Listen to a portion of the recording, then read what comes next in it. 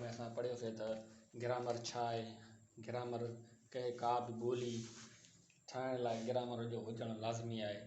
उन खां बाद पढ़ियोसीं अखर छा आहे। अखर में कंहिं बि तहरीरी या सूरत खती को बि लफ़्ज़ ठाहिण लाइ अल्फ़ाबेट जो हुजणु लाज़मी आहे, अखर जो हुजणु लाज़मी आहे। हाणे असां पढ़ंदासीं लफ़्ज़ छा आहे। ॿिनि या ॿिनि खां वधीक अखरनि जे मेलाप खे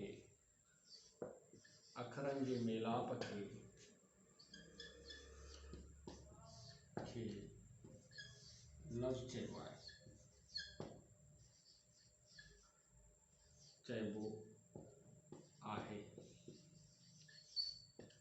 हाणे असां पहिरियों अखर लिखंदासीं। कहिड़ा कहिड़ा मिसाल: काफ़ अखर, लाम अखर, मीम अखर। काफ़ लाम मीम खे मिलाए करे कलम हिकिड़ो लफ़्ज़ ठहियो।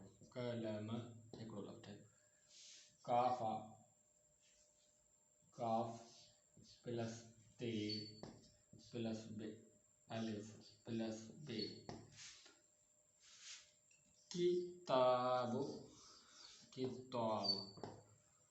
4 लफ़्ज़ मिलिया, 4 अखर मिलिया, हिकिड़ो लफ़्ज़ ठहियो किताब। 3 अखर मिलिया, हिकिड़ो लफ़्ज़ ठहियो कलम। ईअं मिसाल वठो: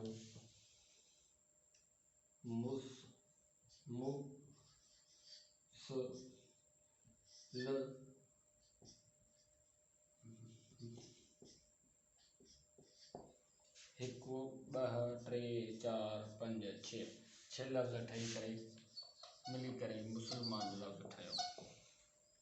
लफ़्ज़ ठाहिण लाइ असांखे अखर जो हुजणु लाज़मी आहे।